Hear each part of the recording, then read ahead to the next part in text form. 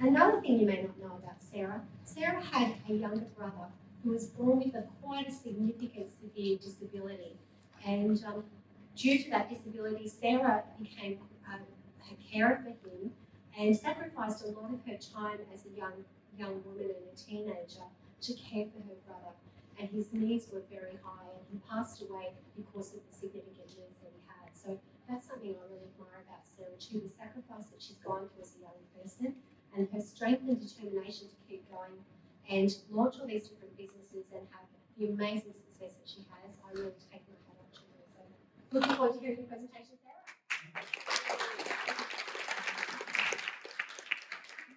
Thanks, Liz, for that awesome introduction. Right, today I'm going to talk to you about the true cost on trying to save on recruitment. But as everybody does, my why and what makes me do what I do. My youngest is 2, he's Will, blonde hair. You'll see most of his photos looking away from the camera because he just runs away from everything. And then my eldest is Oliver, he's 8, and that's my life partner and business partner, Dan. Right, so a bit of background on my past for all the new people in the room and the people that don't know who I am. I'm a qualified chef by trade. I then went on to become a catering manager for a tour company up in Darwin. I managed about $300,000 worth of stock per week to ensure that the people that were going into the desert had their food and drink to go into the desert and survive, which was a very eye-opening experience. I then moved to Perth, became a restaurant manager. I then became the trainer for the company that had about 20 stores and a hotel to train their managers, their 2 ICs and their kitchen supervisors. Then decided to build a sales business with my partner. We've got business partners in Queensland, business partners in Perth. Jake is my business partner for our online team, and we've got our New South Wales team, which you guys would have seen in the office. I did build a commercial leasing business during that time for about 18 months, where we did Moon Diligence Westfield, Vicinity, Stockland is really happening, and I absolutely hated it. So I did stop doing that, and that is, I gave birth to my second child, had a few months off because we all got shut down into lockdown, and then our Newcastle sales business at Inworks was born in 2020. So now I focus on recruitment and our sales businesses. And a quick note on that, actually, our sales businesses, we've been doing them for around 6 years. We've had multiple clients over that period of time, charities, of course, and we have raised them around $65 million in the last 6 years. So, yeah. Cool. Although we're here to talk about recruitment today, so I'll walk through a case to see the money. So I'm walking you through one client case. We're just going to go through some information and see how it goes, all right?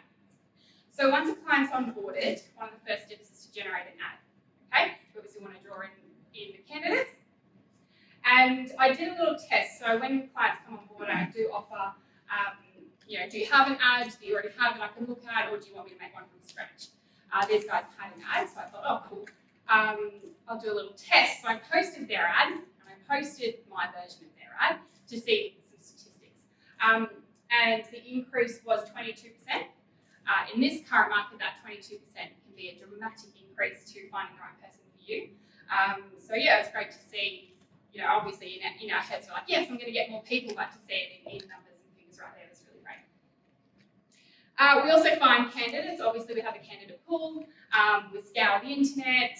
We are doing resume searches, so anyone that's edited their resume in a 6-month, 3-month period of time in the area, in the category that you're looking for, we can do. I also like to call that online stalking, because we will literally go to any platform we can to try and find anybody to add to your shortlist. All right, so a shortlist. We export the resumes, obviously, from our posting platforms, and then we read their resumes, and then that's short the list again. We then contact them all for a screen phone call, and that's generally stage 1 interview for us. And that's where we generally rule out are there any really important key factors that we can rule out before we even get to that interview process. Do they need a car? Do they need a white card? Do they need to have a license in real estate? All those kinds of things. Do they have it? If they don't, because people can be really vague in the resumes sometimes. So to rule that out really quickly is a great process. So for this client, I did spend about 20 hours on that process. Reference checking, which is the 2-page reference check, is about 3 hours. And then we interviewed and shortlisted the candidates again, and then we created their candidate profile, so that's another 12 hours. One of the things we do for our clients is have a recording of part of our candidate profile. So after I've done that, we've done that whole process, and by we, I mean Emma generally makes the candidate profiles for me. It has most of the interview questions that we've done, their answers, we have their resume, we have their photo, but one thing I like to do is have a little bit of a recording of one of the answers so you can get a feel for their personality. Which I do have one from this exact case I'm going to play for you guys. Well, first and foremost, my absolute goal right now is to find a company that I feel, a really supportive company that I feel I can spend the next 10 or 15 years with. I'm a fiercely loyal person, and albeit this day and age, to spend 3 or 4 years in a job is probably acceptable, and that's okay, but I feel really uncomfortable with that. So my absolute goal right now is to join a company, and I'm not even talking about at what level.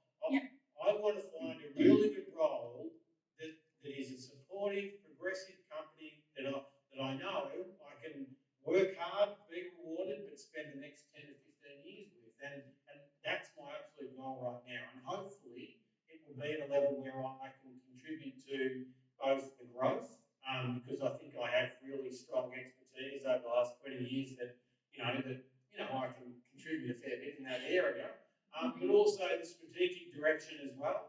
Right, so I just played a bit of that.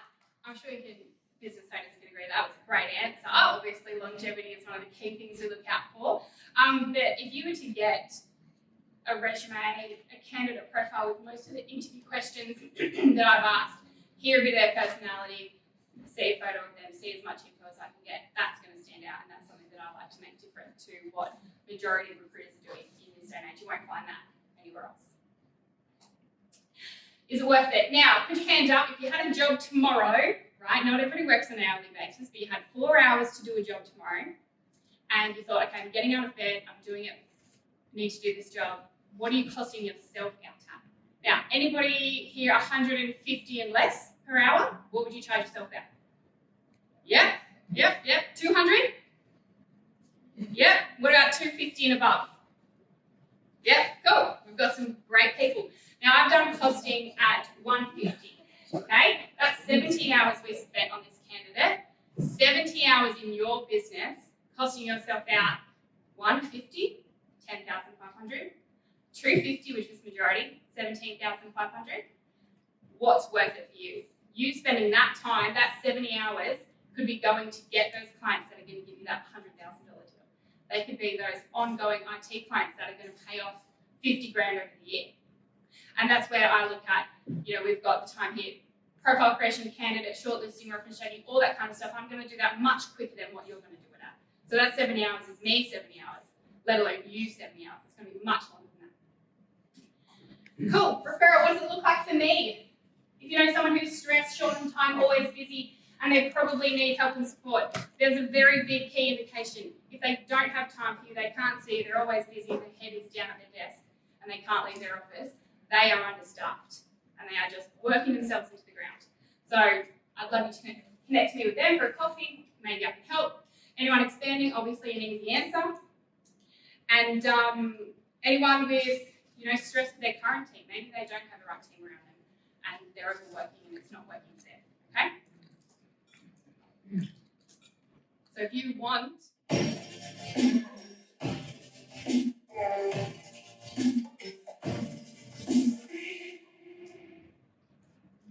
then book a one-to-one with me and have a coffee, and perhaps I can help you or any of your fellow business owners out. Thank you so much.